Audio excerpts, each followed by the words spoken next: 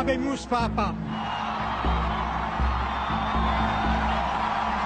Vorrei fare una preghiera per il nostro vescovo emerito, Benedetto XVI.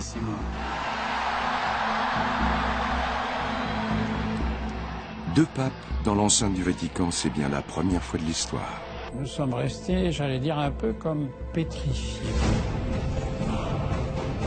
Il a accompli l'acte le plus révolutionnaire de ces 3 derniers siècles pour un pape.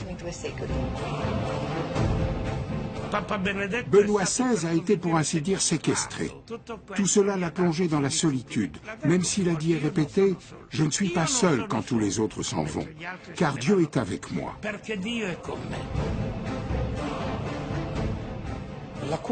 La curie, c'est-à-dire les institutions du Saint-Siège, ont voulu étouffer les 2 affaires les plus honteuses, la pédophilie et les malversations de la Banque du Vatican, le sexe et l'argent. Ad conditionem certam perveni, vires mias, in gravescente etate, non iam aptas esse ad monuspiterinum eque administrandum. Der Deutsche auf dem Stuhle Petri wird sein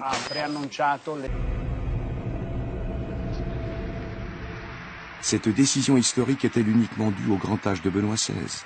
Quelques jours après avoir déclaré qu'il renonçait au trône de Saint-Pierre, Benoît XVI évoque le visage défiguré de l'Église. Dans un discours qui fait écho aux souillures dont il avait parlé dans sa méditation de la Via Dolorosa en 2005.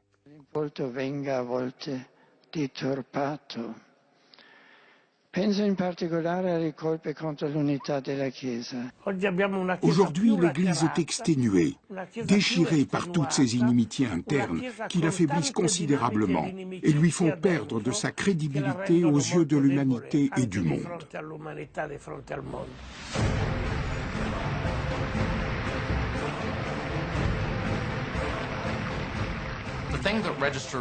Ce qui m'a frappé quand je l'ai vu le 12 février, c'est-à-dire le lendemain de sa démission, c'est qu'on avait l'impression qu'il s'était libéré d'un poids énorme. Il avait l'air d'un homme qui vient de sortir de prison.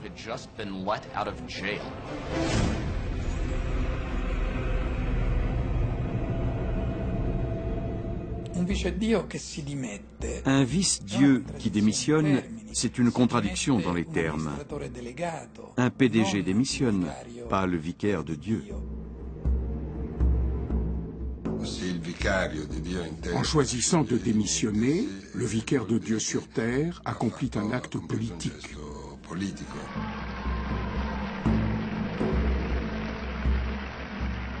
Vis-à-vis de la Banque du Vatican et des actes de pédophilie, ce pape a fait des choses que son prédécesseur n'avait pas voulu faire, ou n'avait pas eu la force de faire.